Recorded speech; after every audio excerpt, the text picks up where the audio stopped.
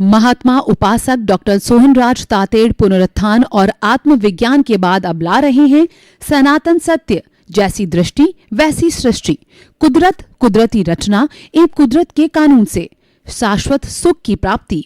Log in करें www.drsohanrajtated.com, YouTube channel doctor Sohanraj Tated, play store से download करें mobile app doctor Sohanraj Tated.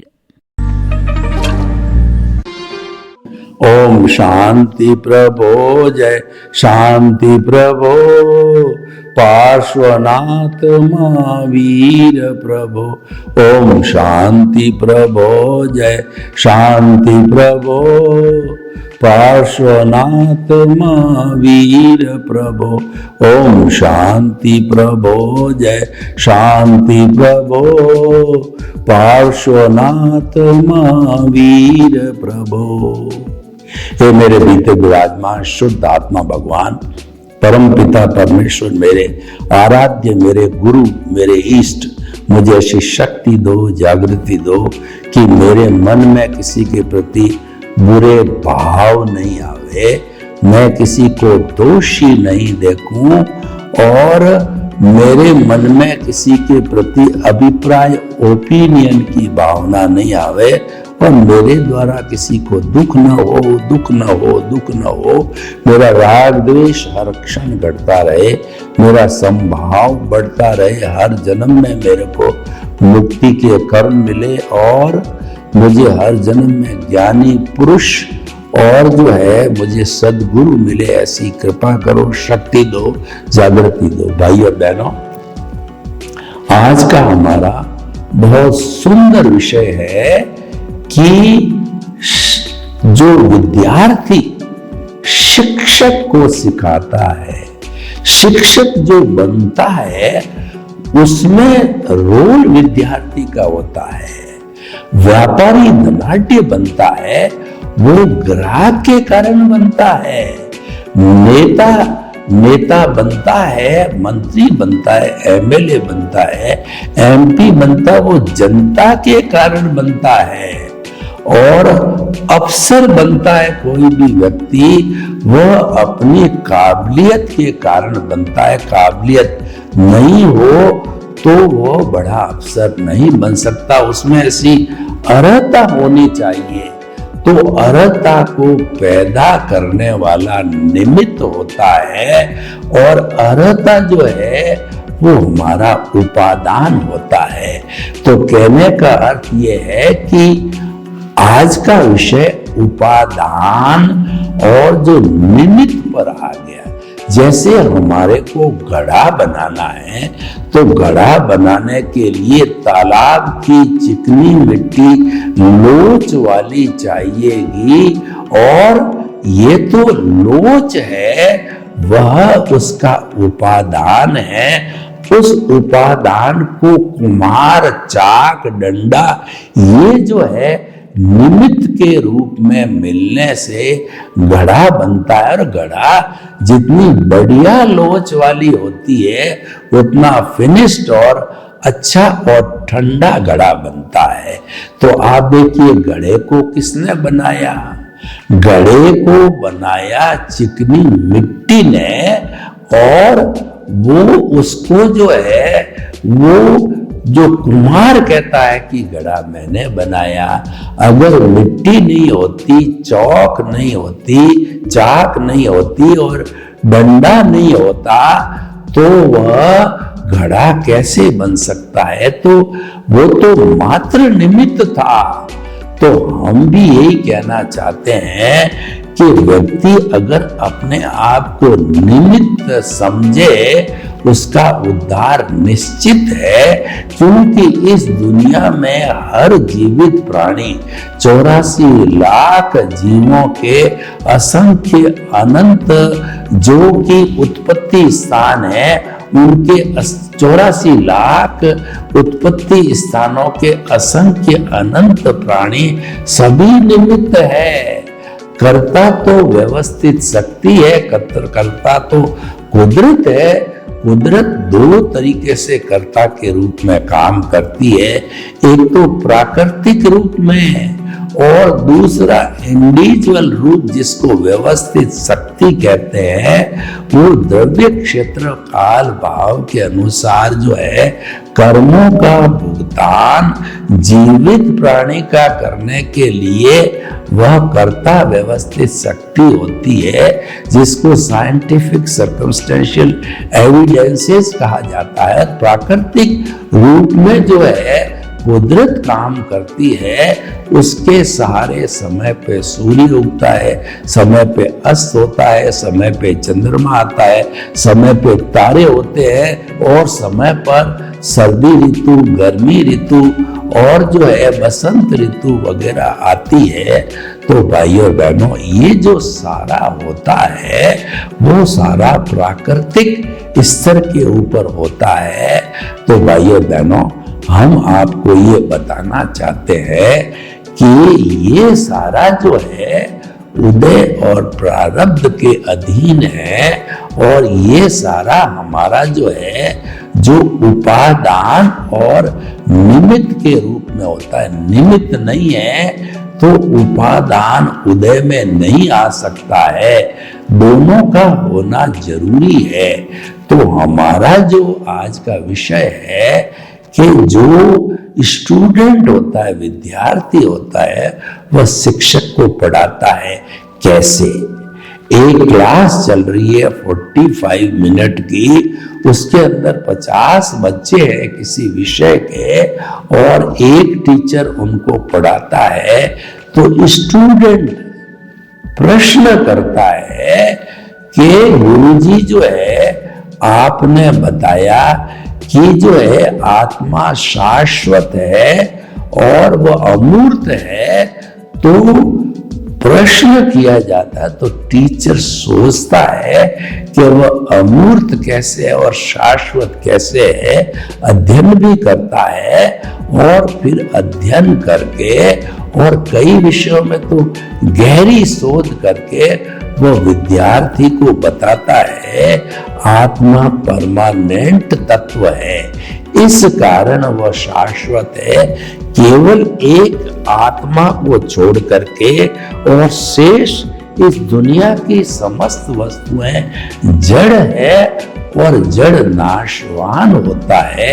नाशवान वस्तु टेम्परेरी कहलाती है, शाश्वत वस्तु परमानेंट कहलाती है। हमारी चेतना जो परमानेंट होने के कारण भूत भविष्य वर्तमान में सदा एक सी रहती है, और 84 लाख जीवा योनियों के उत्पत्ति स्थानों के असंख्य अनंत प्राणियों की मूल स्वरूप की आत्मा जो है, द्रव्य आत्मा है, वो सबकी एक सी होती है, किसी में कोई फर्क नहीं आता है। वह मूल स्वरूप वाली जो शुद्ध आत्मा है वो मोक्ष में जाने के सहायक, अभी उसको परमात्मा कहते हैं। अभी हम बने नहीं हैं, लेकिन परमात्मा बनने के बाद ही हर आत्मा मोक्ष में जाती है, परमात्मा को ही मोक्ष कहते हैं। तो भाइयों बहनों, ये इसका सही उत्तर हुआ। उसने कितना गहरा चिंतन किया। तो हर पढ़ाई के साथ साथ में क्रॉस क्वेश्चन विद्यार्थी करते रहते हैं, तो करते करते हैं उनका वो जवाब देते हैं। जवाब देते देते विद्यार्थी तैयार होते हैं, और शिक्षक भी अपने आप में पक्का हो जाता है। शिक्षक का ज्ञान थोड़ा ज्यादा होता है और विद्यार्थी का कम होता है, लेकिन प्रश्न करते करते वह पक्का हो जाता है। यानी कि देखिए, 5 चीजें हैं। प्रश्ना यानी पूछना, जिसकी मैं बात कर रहा हूं, और दूसरा चितारना, यानी कि किसी भी पाठ को बार बार रिवीजन करना, उसको चितारना कहते हैं। उसको देशी भाषा में गोची पूली कहते हैं। गो मने गोटना, ची मने चितारना, पू मने पूछना, और ली मने लिखना, गोची पूली। तो प्रश्ना, चितारना, और तीसरा जो होता है कि जो है अनुप्रेक्षा करना, मनन करना उस चीज का, और जो है धार्मिक कथा करना, यानी उपदेश सुनना और उपदेश देना। उपदेश देते देते लोगों की जिज्ञासा को समाहित करते करते उनको रियल पुरुषार्थ का ज्ञान, रियल ज्ञान होता है। आत्मा का विषय, यार कोई संसार का विषय हो, वो पारंगत होता जाता है। तो ये 5 चीजें जो है, पचना और जो है वो चितारना और ईश्वर प्राणिधान और उसके बाद के अंदर उपदेश देना, ये सारी धर्म कथा करना, ये सारी चीजें जो होती है वो इसके साथ जुड़ी हुई होती है। ऐसा विद्यार्थी करते हैं और जो है टीचर उसका जवाब देते हैं, तो दोनों ही पारंगत होते हैं। देखिए अभी कोरोना आया था, तो कोरोना काल के अंदर संपर्क नहीं होता था लोगों का, लोगों के साथ लंबे 1.5 साल तक संपर्क नहीं हुआ। तो उसमें जूम या गूगल मीट का आविष्कार हुआ, ऑनलाइन का आविष्कार हुआ। जो ऑनलाइन तो मात्र एक फॉर्मेलिटी टाइप हो गई, कोई जो है एक्चुअल क्लास नहीं होती थी। ऑनलाइन ने अपना टीचर ने पढ़ाया, स्टूडेंट ने ग्रहण कर लिया, उसका जवाब, क्वेश्चन दिए गए, जवाब दे दिया। तो वो जो है क्लासरूम की पढ़ाई नहीं हुई, वो तो वर्चुअल पढ़ाई थी। तो वर्चुअल होने के कारण जो ज्ञान टीचर को होता है, यह जो ज्ञान जो है इस विद्यार्थी को होता है, दोनों को ही वो नहीं होता है। और क्लासरूम में तो विद्यार्थी है, वो टीचर के हाव भाव, उसका चरित्र चीजों से बहुत कुछ सीखता है। और टीचर भी जो है पढ़ाते पढ़ाते स्टूडेंट के जो है वो इंट्रोडक्शन करते करते उनमें भी कोई अच्छाई होती है तो वो प्राप्त करता है। तो दोनों तरफ से इंटरेक्शन होता है।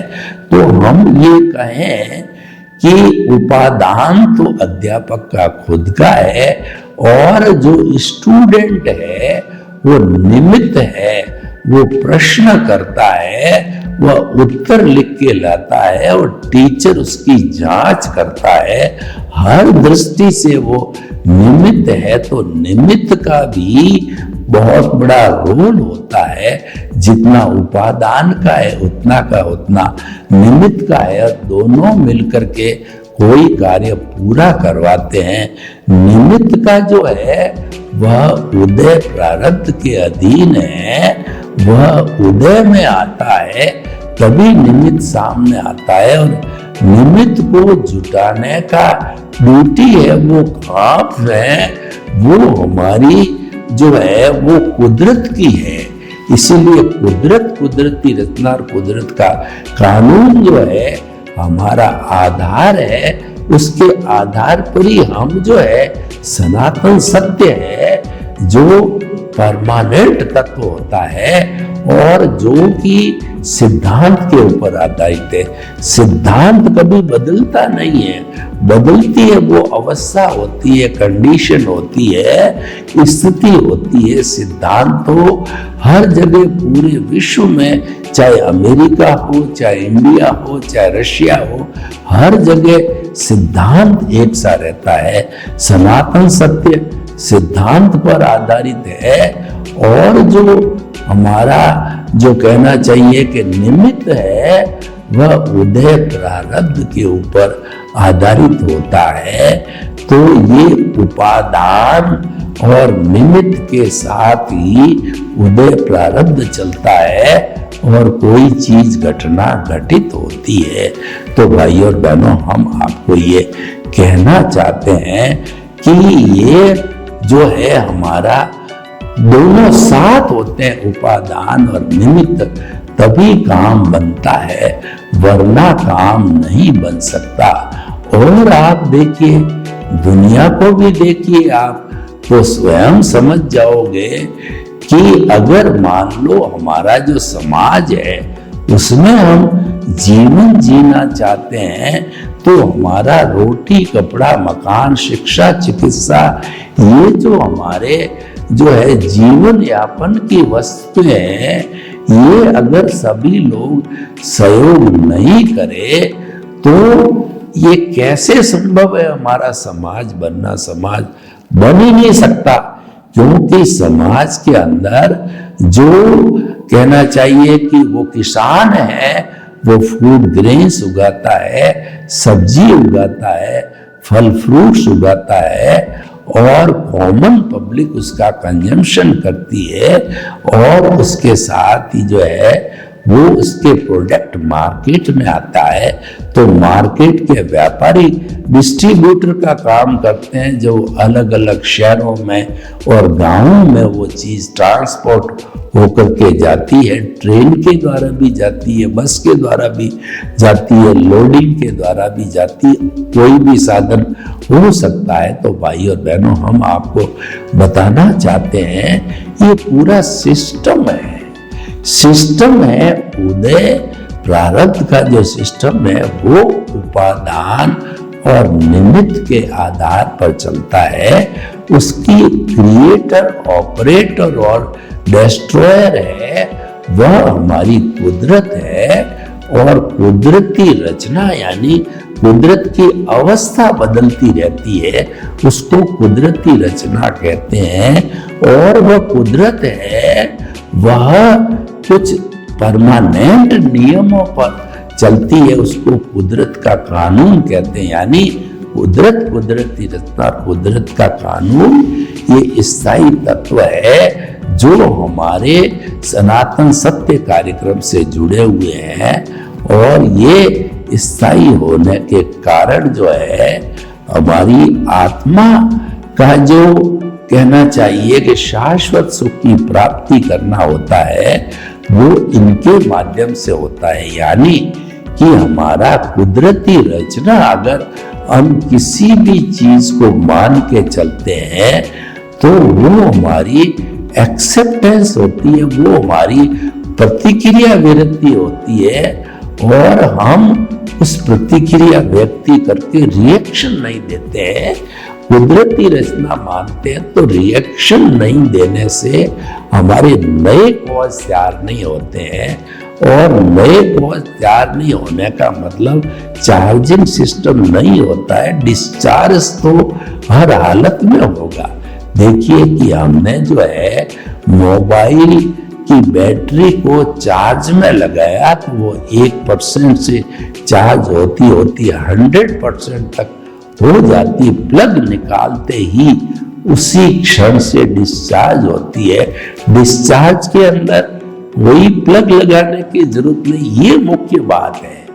ये हमारा आज का जो विषय है कि डिस्चार्ज के अंदर कोई भी सिस्टम लगाने की जरूरत नहीं होती, सिस्टम तो चार्जिंग में ही लगाना होता है जिसको चार्जर कहते हैं। तो हम ये कहना चाहते हैं कि ये जो परिणाम है ये ऑटो मोड से जो है डिस्चार्ज होता है और अपने आप डिस्चार्ज होता होता शाम के समय वो बैटरी 0 हो जाती है।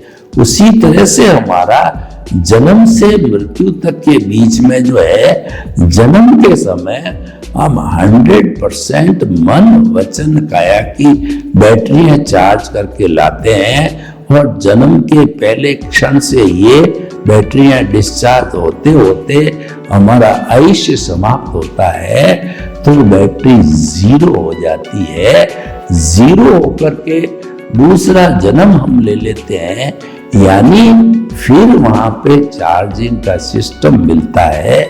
तो ये हमारा चेन चलती रहती है, चार्ज डिस्चार्ज।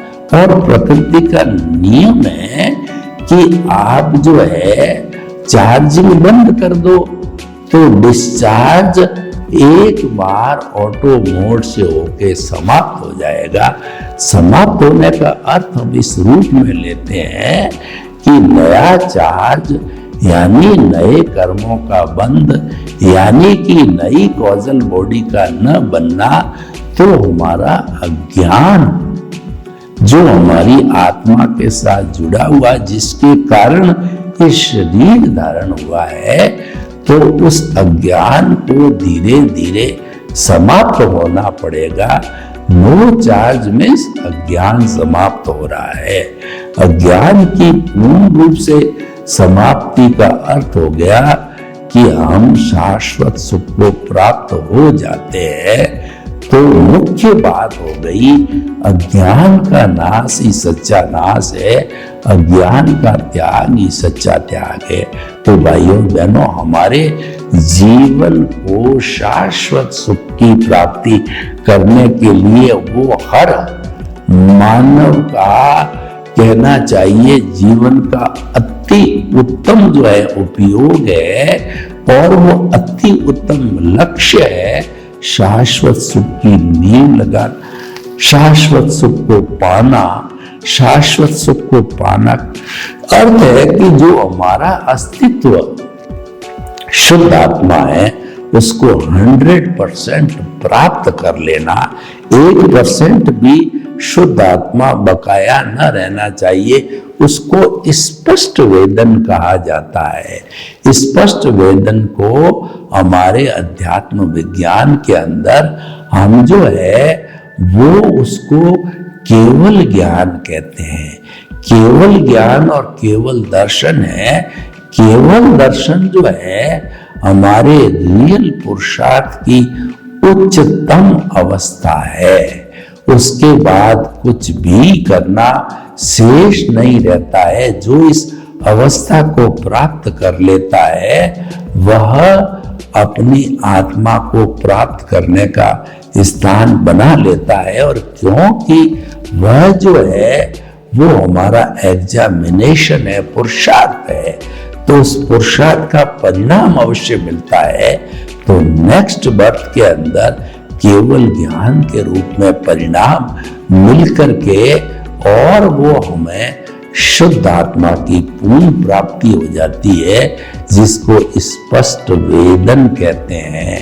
केवल ज्ञान को आत्मा का स्पष्ट वेदन कहा जाता है।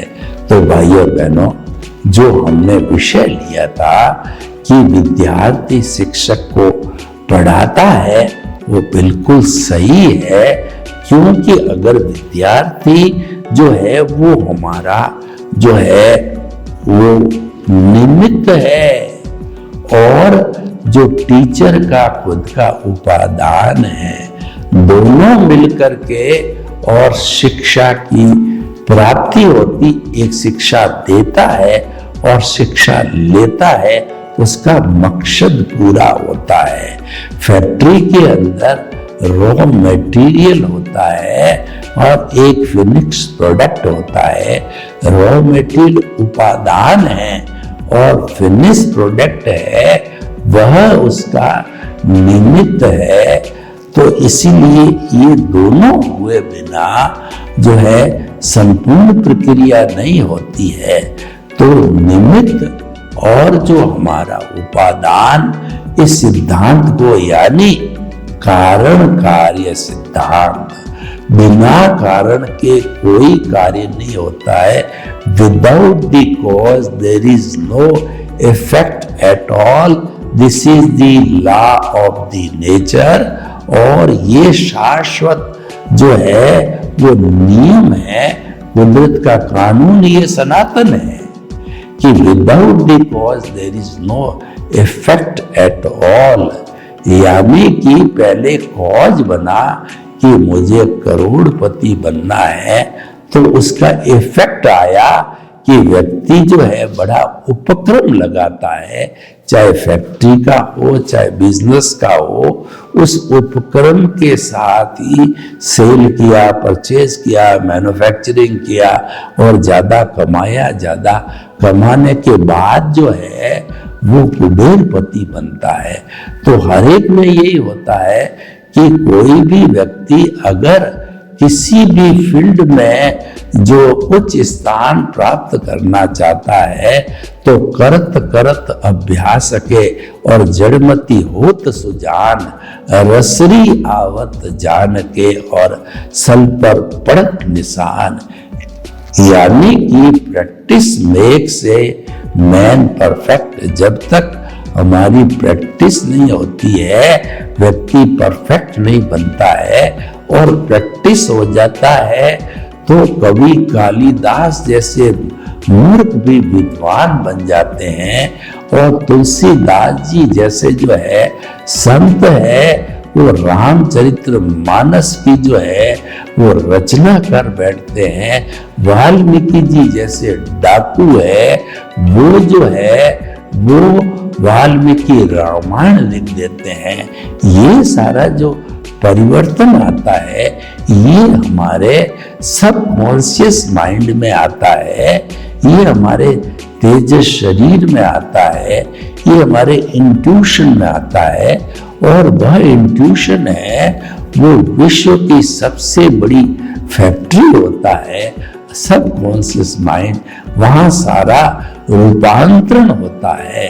जो हमारे जैसे जैसे भाव होते हैं वो भाव कलर प्राप्त करके शुभ और अशुभ लेशिया बन करके, और जब हमारा ये शरीर है जो कि चेतन मन कहलाता है, वो कि चित्त कहलाता है, उसमें रूपांतरित होकर के विचार के द्वारा होता है। जैसा भाव वैसा विचार, जैसा विचार वैसा आचार, जैसा आचार वैसा व्यवहार, जैसा व्यवहार वैसा व्यक्तित्व।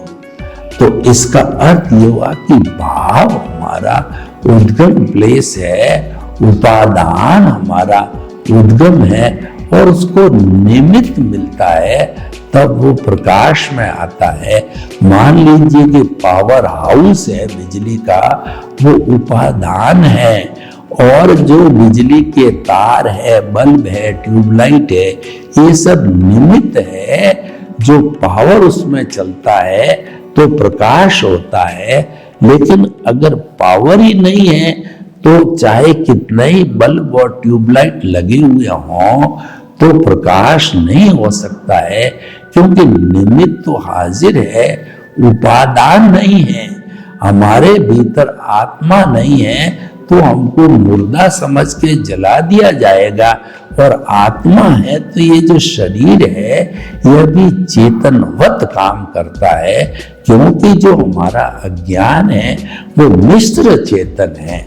वो मिश्र चेतन होने के कारण इस शरीर को जो है वो हमें चेतना मिल जाती है और चेतनावत काम करता है।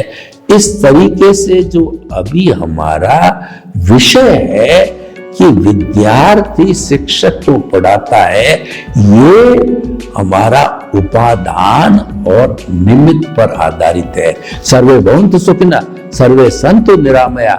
लोक के जीवों को सुख मिले, शांति मिले, आनंद मिले, प्रेम मिले, सौहार्द मिले, और हम सभी कॉज और इफेक्ट, उपादान और निमित्त का शाश्वत सिद्धांत को प्राप्त कर शाश्वत सुख की नींव लगावे। आपके प्रति मंगल भाव। ओम शांति। महात्मा उपासक डॉक्टर सोहनराज तातेड़ पुनरुत्थान और आत्मविज्ञान के बाद अब ला रहे हैं सनातन सत्य, जैसी दृष्टि वैसी सृष्टि, कुदरत कुदरती रचना एवं कुदरत के कानून से शाश्वत सुख की प्राप्ति। लॉग इन करें www.drsohanrajtated.com, YouTube channel doctor Sohanraj Tated, play store से डाउनलोड करें mobile app doctor Sohanraj Tated.